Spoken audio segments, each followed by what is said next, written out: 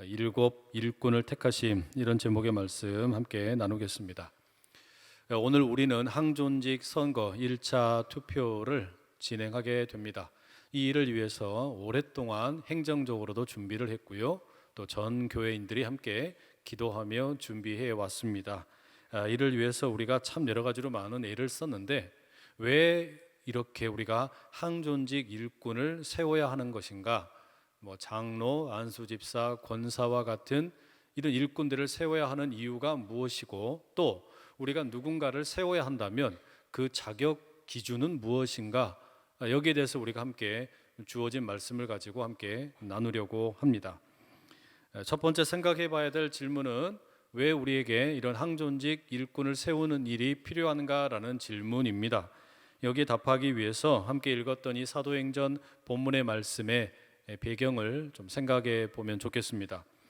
여러분, 사도행전을 우리가 읽게 되면 오순절 성령 강림과 함께 누가 시키지 않았는데 자생적으로 교회가 생겨나게 됩니다. 예루살렘에 모여있던 사람들이 함께 이제 기도하고 찬양하고 말씀을 묵상하면서 예수님을 구주로 영접하게 되고 자연스레 공동체가 세워지게 되는데, 일종의 초대 교회라고 할 수 있습니다. 그리고 이 교회에 점점 더 믿는 무리의 숫자가 더하게 되지요. 부흥이 일어나게 됩니다. 그럼 여러분, 이렇게 교회가 생겨나게 되고 교회의 숫자가 늘어나게 되면 누가 제일 미워할까요? 누가 제일 싫어하겠습니까? 그것은 당연히 이 사탄입니다. 사탄은 교회가 새롭게 생겨나고 그리고 교회가 부흥하는 것을 누구보다 가장 싫어합니다. 그래서 존 스토트 목사님은 이 마귀에게는 교회를 무너뜨리기 위한 적어도 세 가지의 전략이 있다라고 말합니다. 첫 번째는 외부적인 핍박, 물리적인 억압이 되고, 두 번째는 도덕적인 타락으로 유혹하는 것이고, 세 번째는 집중력을 분산시키는 것이다. 이런 이야기를 들려줍니다. 일리가 있는 분석입니다. 실제로 우리가 사도행전 4장 이하의 내용을 보면 그러한 이 사탄의 전략 세 가지가 순서대로 나오고 있습니다. 첫 번째 전략이 힘으로 교회를 억누르는 것인데, 이것이 사도행전 4장 1절과 2절에 이렇게 기록되어 있죠. 사도들이 백성에게 말할 때에 제사장들과 성전 맡은 자와 사두개인들이 이르러 예수 안에 죽은 자의 부활이 있다고 백성을 가르치고 전함을 싫어하여. 여러분, 이 이야기는 이제 예수님의 부활을 목격한 제자들이 이제 수많은 사람들에게 그 복음을 전합니다. 그런데 이것을 그 예루살렘에 있는 많은 종교 지도자들이 싫어했다라고 말합니다. 그냥 싫어하는 것이 아니라 이 예수님의 12 제자, 이 사도들을 붙잡습니다. 그리고 감옥에다가 집어넣습니다. 협박을 합니다. 다시는 부활에 대해서 증거하지 말아라 협박을 합니다.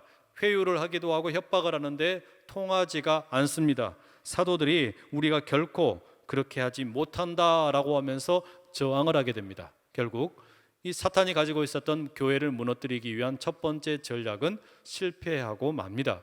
외부의 핍박에 의해서 교회가 무너지지 않더라라는 것이죠. 그러자 사탄은 이제 두 번째 전략으로 교회를 공격합니다. 외부에서 핍박을 하는 것이 아니라 교회 내부로 공격을 합니다. 도덕적으로 타락을 하게 만들고 위선자들이 생겨나게 만드는 것입니다. 이것은 어떤 의미에서는 물리적인 압박보다 훨씬 더 은밀하고도 교묘한 전략이라고 할 수 있습니다. 그 대상이 누굽니까? 사도행전 5장에 보게 되면 아나니아와 삽비라 부부가 나오게 되죠. 이들을 말하자면 사탄이 공격하게 됩니다. 도덕적인 타락입니다. 위선자가 되게 만드는 일이었습니다. 이 일에 대해서 초대교회의 사도들은 좌시하지 않았습니다. 적극적으로 대응합니다. 그렇게 해서 아나니아와 삽비라로 대변되는 교회 내부적인 타락, 도덕적인 일탈, 위선의 문제를 깨끗하게 해결하게 됩니다. 결국 이 사탄이 가지고 있었던 교회를 무너뜨리려고 했던 이 두 번째 전략도 실패하게 됩니다. 이제 사탄은 다른 전략을 써야만 합니다. 외부적인 힘으로 억누르는 것도 해결되지 않고 내부적으로 도덕적으로 타락시키려고 했는데 이것도 되지가 않습니다. 그러자 이제 조금 더 은밀한 전략을 사용하게 되는데, 이 세 번째 전략은 교회의 지도자들로 하여금, 사도들로 하여금 다른 일에 너무 바빠서 복음을 전하는 일, 기도하는 일에 소홀하게 만드는 일이었습니다. 이것은 겉으로는 잘 드러나지 않는 사탄의 공격입니다. 이 일은 일종의 본질에 집중하지 못하게 하는 그런 전략이라고 할 수 있습니다. 그 내용이 오늘 우리가 함께 읽은 6장 1절 이하의 내용이 나오는데요, 우리 1절의 말씀 함께 읽어보겠습니다. 그때에 제자가 더 많아졌는데 헬라파 유대인들이 자기의 과부들이 매일의 구제에 빠짐으로 히브리파 사람을 원망하니. 여러분, 이 구절에 보시게 되면 몇 가지 사실을 우리가 알게 되는데요, 첫째는 이 초대의 교회, 예루살렘에 생겨난 교회가 날로 숫자가 늘어났습니다. 좋은 일이지요. 부흥하게 되었다라는 말입니다. 또 하나 알 수 있는 것은 이 교회 구성원이 단일한 특징을 가지고 있는 것이 아니라 히브리파 유대인들과 헬라파 유대인들이 함께 섞여 있었다라는 것을 알 수 있습니다. 동일하게 유대인들인데 이 유대인들 가운데 예수님을 구주로 고백하는 회심하는 사람들이 이렇게 섞여 있게 되었습니다. 그리고 세 번째, 교회 안에서 음식을 비롯해 구제하는 일이 있는데 이 구제하는 일로 인해서 갈등이 생겨나게 되었습니다. 말하자면 어려운 이들을 돕는데 이 일로 인하여 교회 가운데서 무언가 불편한 갈등이 생겨났다라는 말입니다.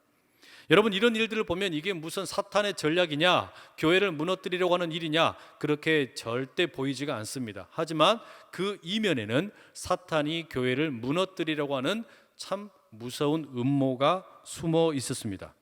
이 주어진 여러 가지 정보들을 가지고서 이 사건을 재구성해 보자면 이렇습니다. 방금 읽었던 이 1절에 보면 헬라파 유대인이라는 그런 명칭이 나오게 되는데 이들을 다른 말로는 디아스포라 유대인이라고 말할 수 있습니다. 구약 성경에 바벨론에 의해서 포로로 잡혀가고 먹고 살기 위해서 여러 나라로 흩어진 유대인들이 있는데 이들을 가리켜 디아스포라 유대인 혹은 헬라파 유대인이라고 불렀습니다. 본래 유대인이기 때문에 유대 땅에 살아야 하는데 먹고 살기 위해 이리저리 다른 나라로 이민 갔다라는 말입니다. 결국 이들은 이제 언어가 다른 곳으로, 문화가 다른 곳에서 뿌리를 내리고 살아갑니다. 그러나 자신들이 본래 유대인이라고 하는 정체성을 잊어버리지 않고 때가 되면, 명절이 되었을 때 예루살렘을 방문하고 예루살렘 성전에서 명절을 지키곤 했습니다. 이번에도 그렇게 수많은 디아스포라 유대인들이 이 예루살렘에 모여들게 되었습니다. 그런데 놀라운 소식을 듣게 되었어요. 경험하게 되었어요. 목격하게 되었어요. 그게 뭡니까? 예수님이 십자가에 죽으셨는데 부활하신 사건입니다. 이것을 목격하고 나니까 너무 기가 막히죠. 그 많은 유대인들 가운데 회심하는 사람들이 생겨납니다. 제자들로부터 복음을 듣고 예수님에 대한 이야기를 듣고서 예수님을 구주로 영접하는 이들이 생겨났다라는 말입니다. 그래서 이 헬라파 유대인들 가운데에도 집에 가지 않고 그대로 예루살렘에 머물러 있는 사람들이 생겨나게 되었어요. 그렇게 50일 동안 계속해서 말씀 묵상하고 예수님을 받아들이게 되고 함께 교회를 구성하게 되고 살아가다 보니까 오순절 성령 강림의 사건이 임하게 되고 뜨거운 부흥의 역사를 함께 경험하게 되었습니다. 그런데 문제가 있습니다.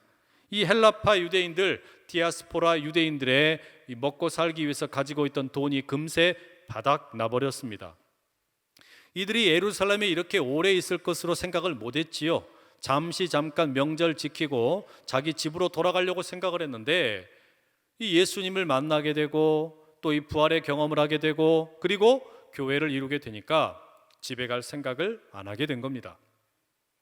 그리고 여기에 더 이제 큰 일이 무슨 일이 있게 되었냐면, 본래 여러분 이 예루살렘에 살고 있는 유대인들은 디아스포라 유대인들이 예루살렘을 방문하면 그들을 위해서 자기 집을 개방을 합니다. 우리 집에 와서 머무십시오. 우리 집에서 식사도 하십시오. 이렇게 자기 집을 개방을 했는데 디아스포라 유대인들이 와가지고 머무는 동안에 어떤 일을 합니까?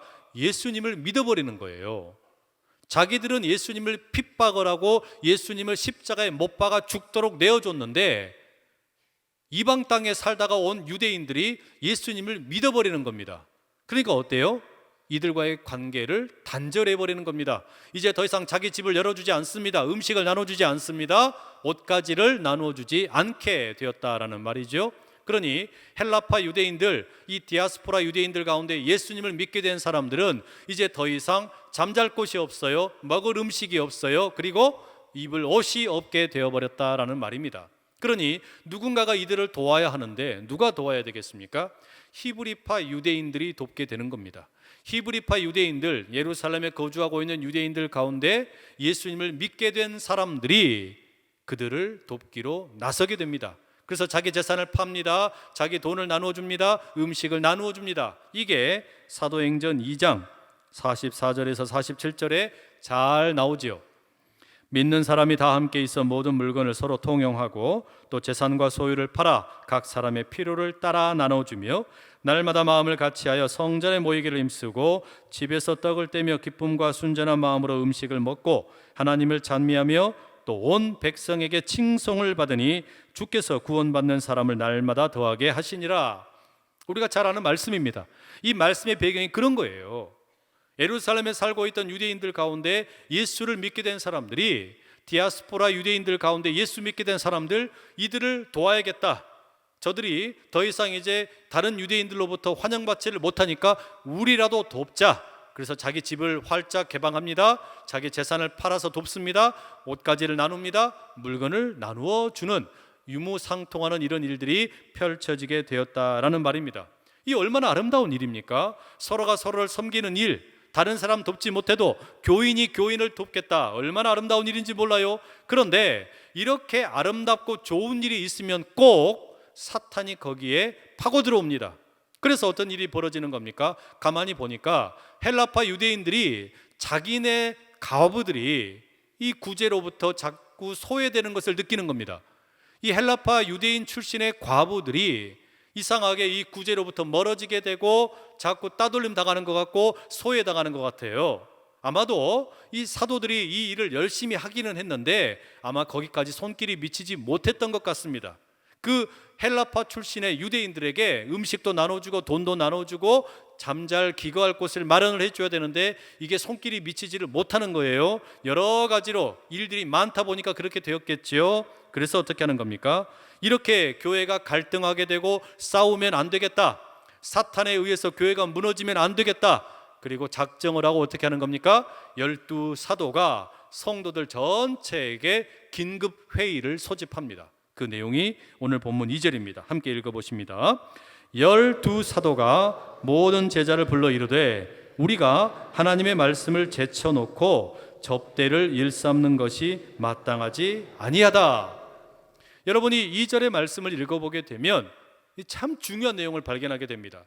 이 초대교회의 사도들은 복음을 전하는 일과 함께 구제하는 일을 동등하게 중요하게 생각을 했습니다. 그러니까 복음을 전하는 것은 중요하고 누군가를 구제하거나 행정을 하거나 이런 것은 열등하다, 이렇게 생각하지 않았다는 이야기입니다.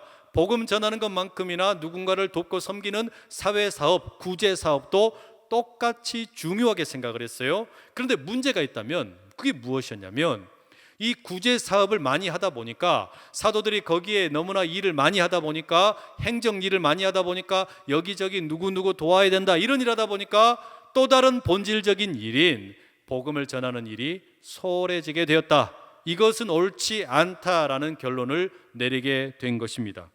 구제하는 일 중요합니다. 행정도 중요합니다. 운전하는 것도 중요합니다. 이게 다 중요한데 이것 때문에 복음을 전하는 일이 방해되면 안 된다. 기도하는 일이 소홀하게 되면 안 된다라는 결론을 내리게 되었다라는 말입니다. 여러분, 이걸 이대로 내버려두면 어떻게 됩니까? 교회가 흔들리는 거예요. 이게 사탄이 노리는 세 번째 노림수라는 말입니다. 특히 교회 리더들이, 사역자들이 구제하는 일 하다가, 운전하다가, 행정하다가 복음을 전하지 못하고 말씀을 제대로 연구하지 못하면 이 모든 피해는 고스란히 누구에게 돌아가는 겁니까? 교회 전체에 돌아가게 된다라는 말입니다.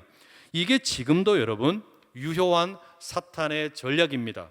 왜 그렇습니까? 목회자가 행정도 잘 해야 돼요. 구제하는 일도 잘 해야 됩니다. 운전도 잘 해야 됩니다. 이런 일들 다 잘 해야 됩니다. 그런데 이런 일로 인해서 너무 바쁘다 보면 시간은 한정되어 있기 때문에 말씀을 준비하는 시간, 설교를 준비하는 시간, 신방을 준비하는 시간, 기도하는 시간, 이런 것들이 자연스레 소홀하게 되기 마련입니다. 그럴 수밖에 없겠지요. 그러다 보니 부족한 시간 가운데 설교 준비하려니 어떻게 됩니까? 말씀을 제대로 준비를 못하는 거예요. 설교 준비를 제대로 안 하는 겁니다. 그래서 말씀이 무르익지를 못하고 설교가 말하자면 설익은 설교가 준비됩니다. 아니면 그냥 너무 급하다 보니까 인터넷에서 다른 목회자의 설교를 표절해서 가져오는 일들도 생겨나기도 하고, 때로는 그냥 아예 옛날에 했던 설교를 재탕, 삼탕하는 일들도 벌어지게 되는 겁니다. 이건 옳지 않다라는 말이에요. 이렇게 하면 안 된다라는 말이죠. 또 너무 바쁘다 보면 기도를 못해요. 기도를 안 하면 어떻게 됩니까? 영적인 능력을 잃어버리게 되는 겁니다. 또 너무 바쁘다 보면 전도를 위한 계획을 세우지를 못합니다. 어떻게 성도들을 훈련시킬 것인지 연구를 못하게 됩니다. 이 모든 일들이 고스란히 계속되다 보면 교회의 영적인 파워가 사라져버리는 거예요. 이 교회의 영적인 수준이 전반적으로 낮아지게 된다라는 말이죠. 이대로 내버려 둘 수는 없다. 여러분, 이렇게 계속 방치하게 되면 교회가 무너지게 됩니다. 그게 이 사탄의 전략이라는 말이죠. 그래서 초대교회의 사도들은 이렇게 하지 말자, 구제와 봉사를 담당할 일꾼들을 우리 가운데서 세우자라고 교회 성도들에게 제안을 하게 되었습니다. 그러니 여러분, 이 일꾼을 세우는 일은 단순하게 구제를 맡기기 위해서, 사역을 맡기기 위해서 일꾼들을 세우는 게 아니었습니다. 이것은 단지 그냥 필요에 의해서 일꾼을 세우는 게 아니라 어떤 의미에서는 이건 영적인 전쟁입니다. 이것은 영적인 전쟁에서 이기기 위해서 일꾼들을 세웠다라는 말입니다. 무슨 말입니까? 교회의 리더들이, 교회의 말씀을 전해야 될 자들이 다른 것으로 인해서 바빠지게 만드는 것이 사탄의 전략이에요. 그래서 말씀을 제대로 준비하지 못하게 만들고 기도하지 못하게 만드는 게 이 사탄이 하는 일이란 말입니다. 이건 옳지 않다. 이렇게 되지 않기 위해서, 영적인 전쟁에서 이기기 위해서 일꾼들을 세웠다라는 말이죠. 오늘도 마찬가지입니다. 우리가 왜 교회 항존직을 뽑느냐? 이건 단순히 인기투표하는 게 아닙니다. 인기투표를 해서 우리 가운데서 일할 사람들을 뽑자, 그런 차원이 아니고 이것은 영적인 전쟁입니다. 보이지 않는 사탄과의 전쟁 가운데서 우리가 이기기 원한다면 제대로 된 영적으로 무르익는 말씀이 준비되기 원하고, 신방이 살아있고 전도가 살아있고 기도가 살아있기를 원한다면 때로는 행정이나 구제나 이런 것들을 맡아줄 수 있는 다른 분들이 필요하다는 이야기예요. 그래서 영적으로 우리가 다 함께 승리하는 믿음의 공동체가 되기 위해서 우리가 항존직 선거를 하고 있다라는 말입니다. 그러니 이 항존직 선거를 통해 일꾼들을 뽑고, 이걸 통해 우리 각자뿐만 아니라 교회 전체가 영적인 전쟁 가운데 승리할 수 있기를 간절히 축복합니다. 또 하나 남은 질문이 있지요. 우리가 그런 이유 때문에 항존직을 뽑는다면 도대체 그 항존직을 뽑을 때 기준이 뭐냐라는 겁니다. 누구를 뽑아야 하는 것이냐라는 질문이죠.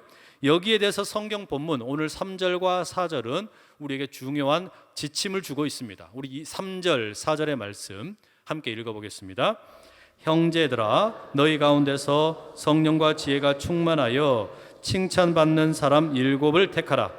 우리가 이 일을 그들에게 맡기고 우리는 오로지 기도하는 일과 말씀 사역에 힘쓰리라 하니. 여러분, 이 구절에 보면 적어도 두 가지 이 일꾼의 자격 요건이 나옵니다. 첫째가 뭡니까? 성령과 지혜가 충만한 사람입니다. 성령과 지혜가 충만한 사람을 우리 가운데서 뽑아라 라고 이야기하고 있습니다. 그러면 이 성령과 지혜가 충만한 사람은 어떤 사람이냐? 여러분, 우리가 이 성령과 지혜가 충만한 사람의 어떤 그 의미를 찾으려고 하면 사도행전과 또 사도행전의 짝이 되는 누가복음의 말씀을 함께 검토해야만 합니다. 먼저 누가복음에 나오는 지혜에 대해서 찾아보게 되면 2장 40절에 이런 말씀이 있어요. 아기가 자라며 강하여지고 지혜가 충만하며 하나님의 은혜가 그의 위에 있더라. 2장 52절에도 이런 말씀이 있습니다. 예수는 지혜와 키가 자라가며 하나님과 사람에게 더욱 사랑스러워 가시더라. 이 말씀은 다른 복음서에는 나오지 않는 누가복음에만 독특하게 기록되어 있는 예수님의 어린 시절에 대한 기록입니다. 근데 이 예수님의 어린 시절에 대한 기록 가운데 특별하게 우리의 눈을 사로잡는 게 있는데, 그게 뭐냐면 예수님이 지혜가 충만했다라는 겁니다. 예수님이 지혜가 충만했다. 예수님이 그 지혜가 충만하셔서 어린 시절부터 지혜를 따라 행하셨다라는 것이죠. 그리고 그 예수님께서 누가복음 21장 15절에 이렇게 말씀하세요. 내가 너희의 모든 대적이 능히 대항하거나 반박할 수 없는 구변과 지혜를 너희에게 주리라. 지혜가 충만하신 예수님께서 이제 제자들에게 뭐라고 말씀하시냐면 너희에게 내가 지혜를 주겠다라고 말씀하십니다. 그러니 지금 제자들 가운데에서, 성도들 가운데서 지혜가 충만한 자를 뽑겠다라는 것은 세상의 지혜가 아니라 예수님께서 주시는 지혜를 누리는 사람을 뽑아라 라는 의미가 되겠지요. 또 성령은 어떻습니까? 누가복음과 사도행전은 신약 성경에 나오는 어떤 다른 책보다 성령에 대해서 많이 강조하고 중요하게 생각합니다. 실제로 누가복음 4장 18절에 보면 예수님께서 공생의 사역을 시작하실 때 이사야 61장의 말씀을 읽고 시작을 하시는데 그 첫 말씀이 뭐냐? 주의 성령이 내게 임하셨으니, 이렇게 기록되어 있어요. 주의 성령이 내게 임하셨다. 말하자면 예수님의 모든 사역은 성령의 충만함을 힘입어 이루어진 사역이었다라는 겁니다.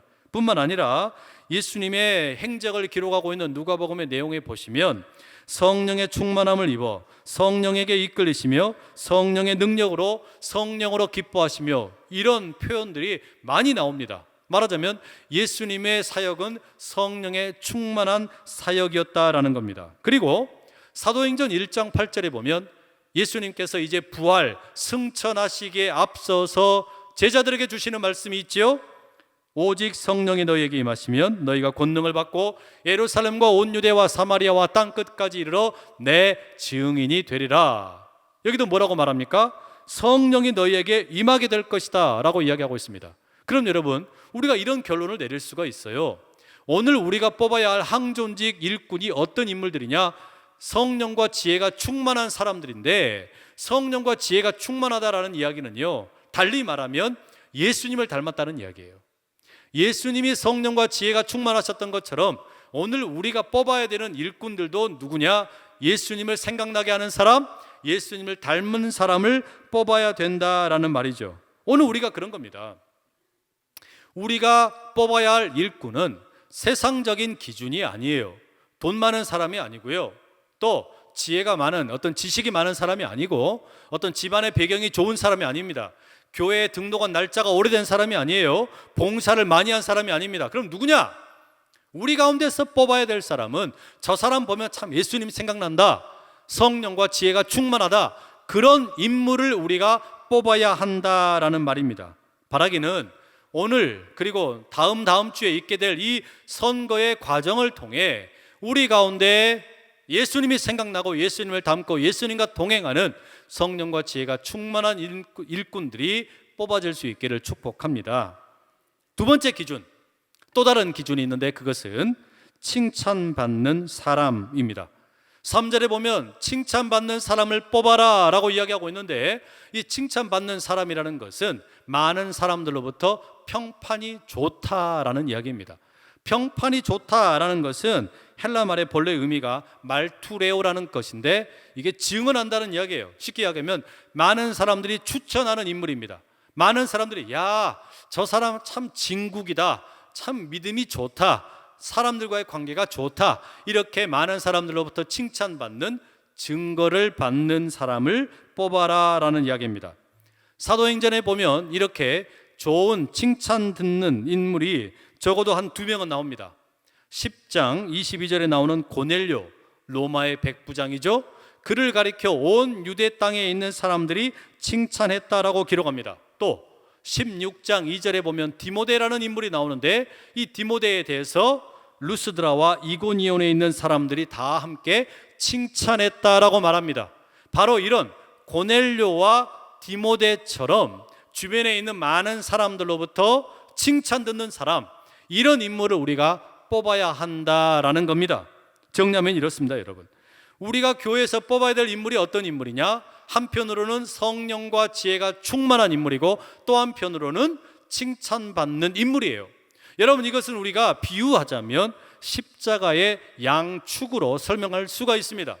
우리가 교회에서 뽑아야 할 일꾼은 한편으로는 수직의 축을 따라서 성령과 지혜가 충만하여 하나님과의 관계, 삼위일체 하나님과의 관계가 훌륭한 사람을 말합니다.